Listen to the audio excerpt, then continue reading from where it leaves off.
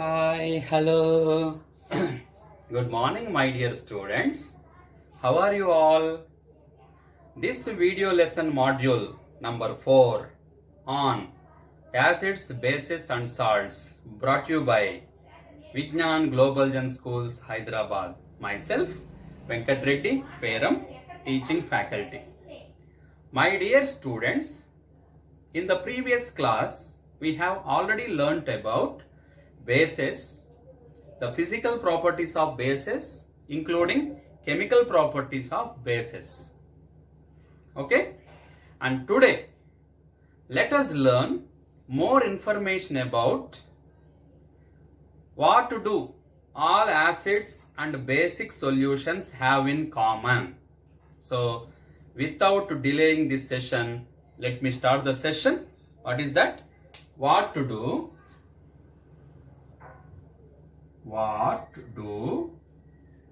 all acids and bases have in common? So what is the topic meant for today, my dear students? What to do all acids and bases have in common. So this is the topic meant for today. Along with, if possible, one more subtopic we will see.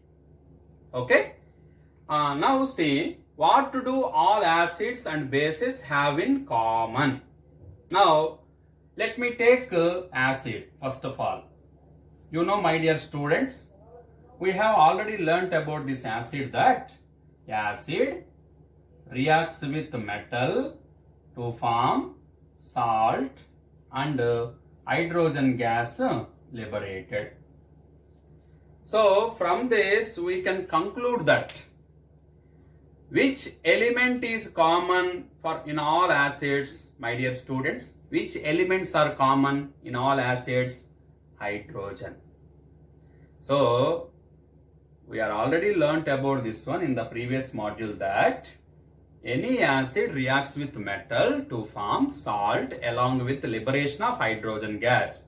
Then what is the conclusion drawn from this? All acids contains replaceable hydrogens. Okay? And those replaceable hydrogens are available in the form of H plus aqueous ions. H plus aqueous ion, and this is called cation. So cations are very common in all the acids. What are they? H plus aqueous ions. Maybe anion different. Maybe if you take hydrochloric acid, the anion may be chloride ion. And if you take sulfuric acid, what is the anion? Sulfate ion. And if you take nitric acid, what is the anion? Nitrate ion. But cation means always same. What is that? H plus aqueous. Now, in order to prove this, whether acids contain replaceable hydrogens or not, let us discuss about one activity which is prescribed in our NCERT science textbook under activity 2.8. What is that activity, my dear children? Activity 2.8. So, activity, what is that? 2.8. Yes. Now, for this activity, which is prescribed in the textbook, what are the chemicals required? Yes, chemicals required. Tell me, any idea? Chemicals required are hydrochloric acid solution, that means hydrochloric aqueous solution, glucose solution, glucose solution, and alcohol solution. So these are the three solutions required. And what are the apparatus required? Materials or apparatus required? Yes. apparatus required? Tell me, what are the apparatus required here? Chemicals required are these three. Apparatus required: beaker, yes, beaker, one beaker, 100 ml of beaker. So what is the capacity of this beaker, my dear students? 100 ml. And one rubber cork,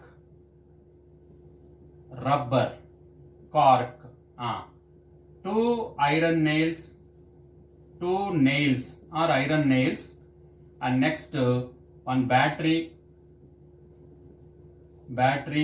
of 6 volts, say. Next one key and connecting wires. So these are the apparatus required. Okay, my dear children. Now, by using these chemicals and apparatus, we are going to show or prove that all acids contain replaceable hydrogens and they are good conductors of electricity. Okay.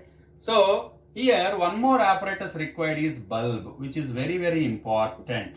Now, let me explain this one step by step. Please, all of you, yes, concentrate here, my dear students. Yes, how I am going to explain, please listen and observe. Let me take first beaker. Yeah, let me take beaker. So, what is the volume of this beaker, my dear? 100 ml of beaker. Yes, this is called beaker. Yes, what is the capacity? 100 ml of beaker. Yes. And now in this beaker keep that rubber cork. Yes, this is about rubber cork. To this rubber cork fix two iron nails like this. Iron nail number 1, iron nail number 2. Okay. And these two terminals are connected to, here how many terminals are there, my dear students? 2 terminals. These 2 terminals are connected to 6 volts battery. Yes, 6 volts battery provided with key. Now, how I am connecting once you see?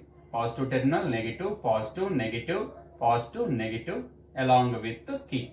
And in the circuit you are even placing bulb also. Yes, this is positive, this is negative, internal connections also very important. And just label this one as battery B, K, and K means key, bulb means this one. Yes. So this is about the diagram. Okay, as shown in the figure. Now beaker, and these are called iron nails. Yes, iron nails. And what is the third one? Bulb, key and battery. Now let me take pour some hydrochloric acid in the beaker like this. Pour some hydrochloric acid in the beaker.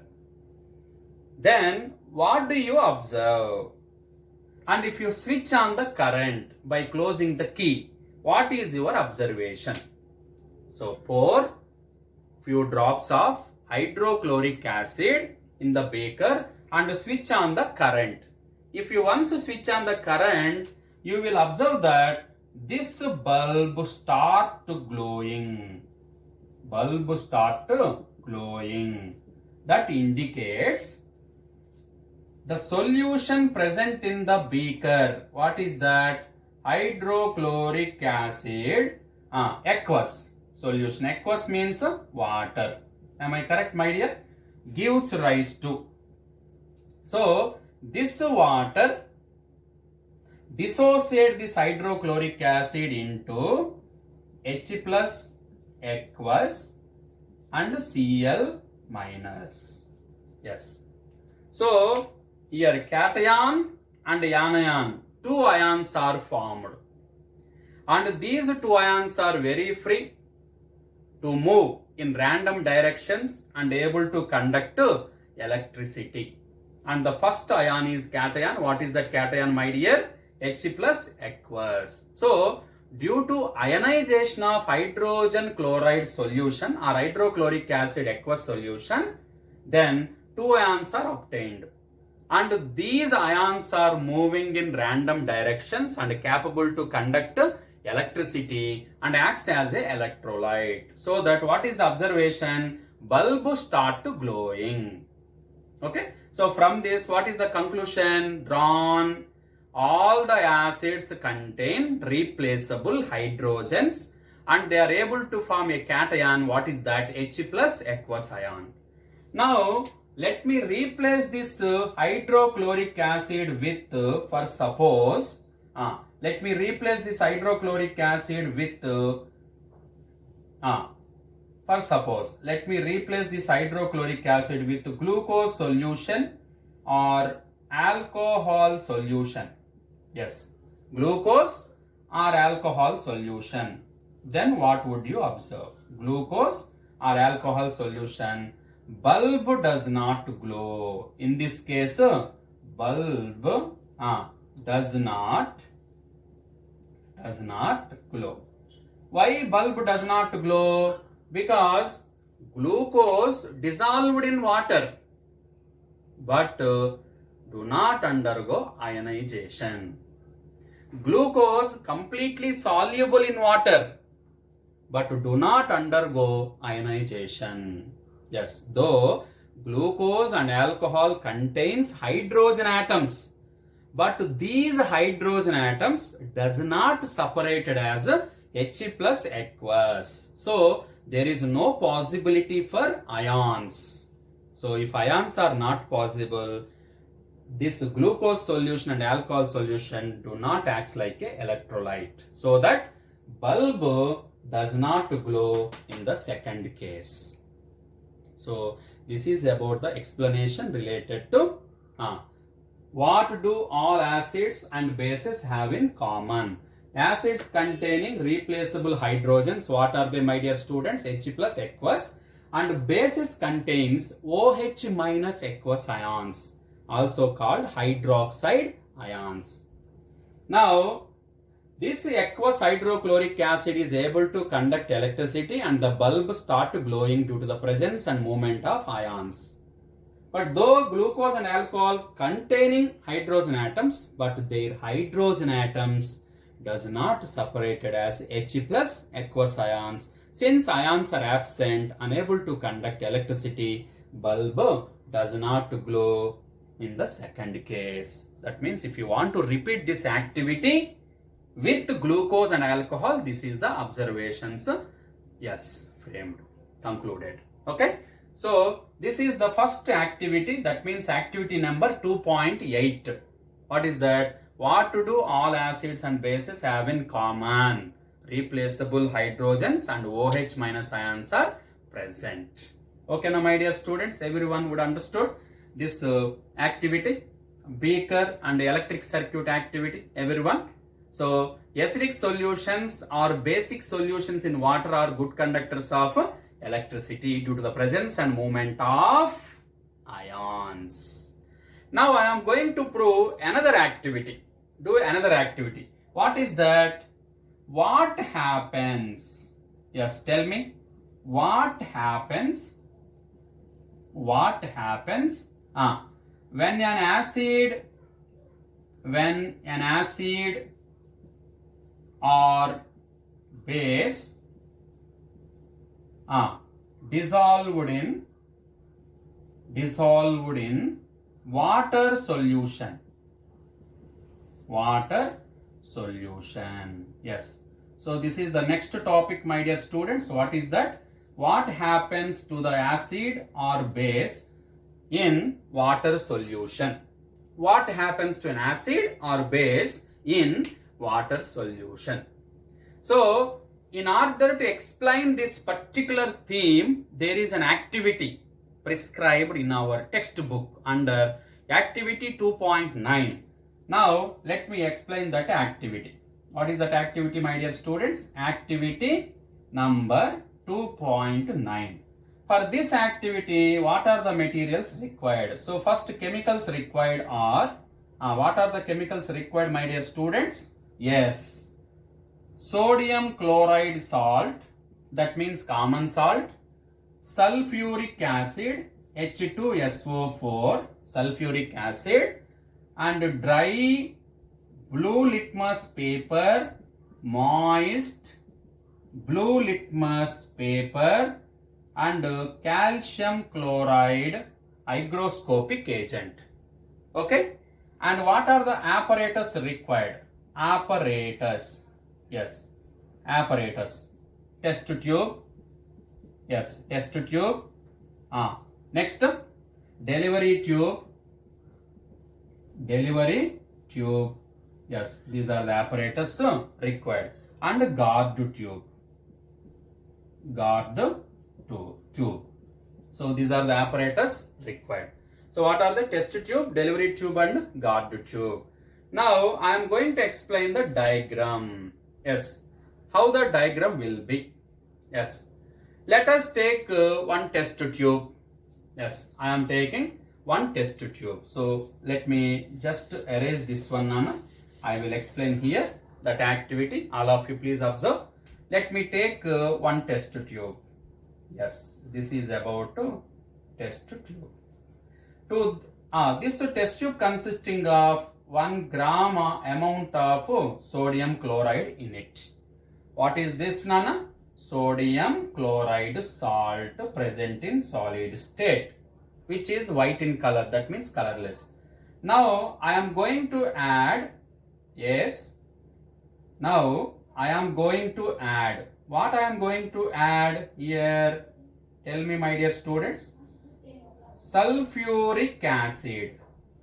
I am going to add sulfuric acid. What is the formula? H2SO4. So I am going to add sulfuric acid to this sodium chloride salt. Then immediately one gas is liberated. What is that?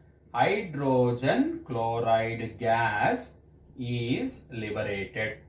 Because what is the reaction tells about? Sodium chloride combines with sulfuric acid to form a sodium sulfate, Na2SO4, along with hydrogen chloride. Okay, na? Sodium sulfate along with hydrogen chloride. Now the released hydrogen chloride in the form of gas. Now in the second step, try to pass this hydrogen chloride gas with the help of delivery tube. Yes, this is the delivery tube. Now, yes, this is about the delivery tube, my dear students. Here the reaction mixture is present. Now I am passing hydrogen chloride gas through delivery tube and expose this gas. This is present in gas. Expose this gas to first dry blue litmus paper, dry BLP. Then what is your observation? What do you observe? This hydrogen chloride gas does not change the color of dry blue litmus paper. Does not affect this dry blue litmus paper. Now this blue litmus paper is replaced by, in the next step, moist blue litmus paper. Here what is your observation? Moist blue litmus paper color changes to red. So this hydrogen chloride gas, whenever you expose it to moist blue litmus paper, it can change the color of moist blue litmus paper to red. What does it indicate? What is your inference drawn? Hydrogen chloride possesses acidic character. So, for suppose if the atmosphere is humid, a completely dry condition required. For suppose if the atmosphere is humid, what you will take? You try to pass this hydrogen chloride gas through one tube. What is the tube called? Guard tube, to ensure dryness. Because guard tube consisting of calcium chloride, which is a drying agent. It can absorb traces of moisture present in the gas. So that, and see that the gas is completely dry. And from this activity, what is our conclusion? Acids can show acidic behavior in the presence of water. Okay, acids can show acidic behavior in the presence of water. That means, for suppose if you take hydrogen chloride, HCl, HCl after dissolved in moisture, that means water, and undergo ionization to produce H plus aqueous ions plus Cl minus aqueous ions. Now this H plus aqueous ions show acidic character. So the acidic character of the acid is mainly because of H plus aqueous ions, which are only possible in water. So water solvent is compulsory for the acidic properties. And even if you take base, for suppose let me take sodium hydroxide base.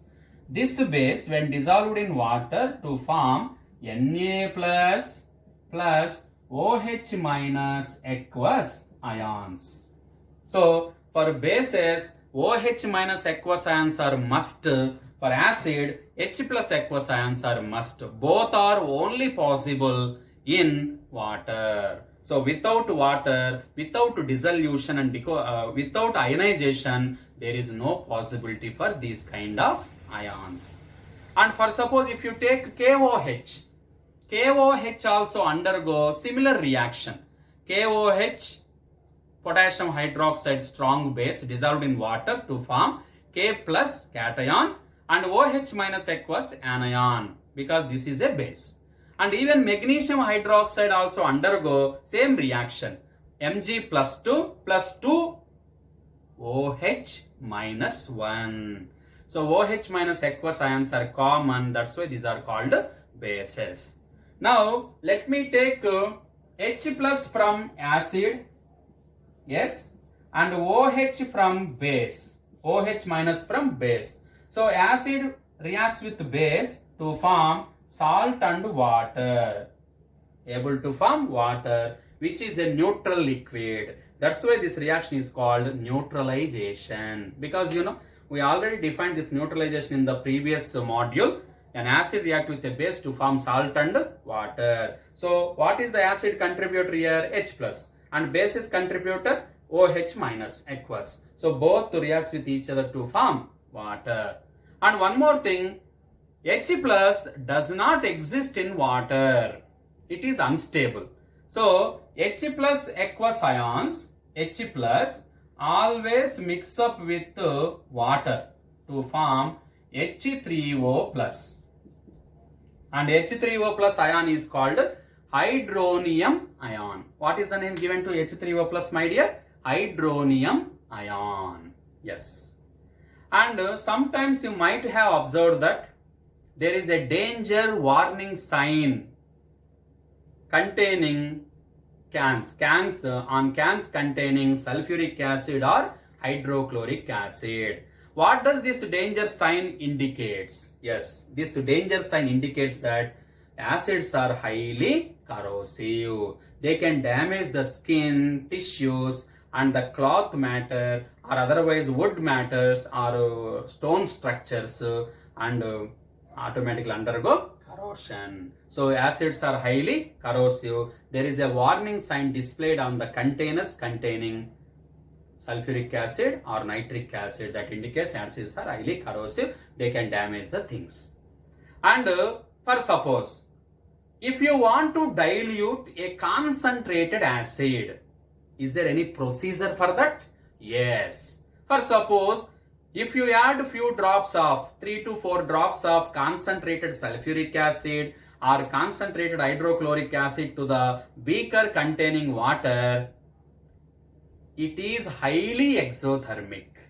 Yes. So dilution of a concentrated acid is highly exothermic. So more amount of heat energy released at once. Now there are two methods: adding water to acid or adding acid drop by drop to water. But in these two methods, which method you could suggest? Which method you can suggest? So we always suggest second method. Why? Because If you add acid drop by drop to the water present in the beaker, the heat liberated at once distributed uniformly, and it does not cause any harm because water is the good absorber of heat. But in spite of preferring the second method, if you prefer adding water to acid, it is also highly exothermic, but the heat liberated at once does not distribute uniformly because of excessive local heating effect. Glass container also may break, and this splash out some of the acid on our face and cause for acid burns. So we always recommended that acid should be added to water drop by drop. So this is one of the best method suggested. And one more thing, while diluting the acids, if you add more amount of water to concentrated acid for dilution, the amount of the concentration of H3O plus hydronium ions, OH minus aqueous hydroxide ions per unit volume decreases. Isn't it, my dear? Yes, decreases. Why they decrease? Because you are adding extra amount of water. So whenever you can add extra amount of water, concentration of H plus aqueous ions and OH minus aqueous ions per unit volume decreases, and this process is called dilution. So with the help of the process of dilution, one can easily dilute a concentrated acid. The method preferred is adding acid drop by drop to water present in the beaker to distribute the heat uniformly. So this is about, my dear students, today's topic. Yes, I hope so. Every student would understood these two important sub-concepts. What are they, my dear students? What to do all acids and bases have in common, and what happens when an acid or base dissolved in water solution. So that's all for today's class. Tomorrow we shall discuss about one of the very important and interesting topic, pH of a solution and various applications of pH. Till then, my dear students, have a nice day. Thank you.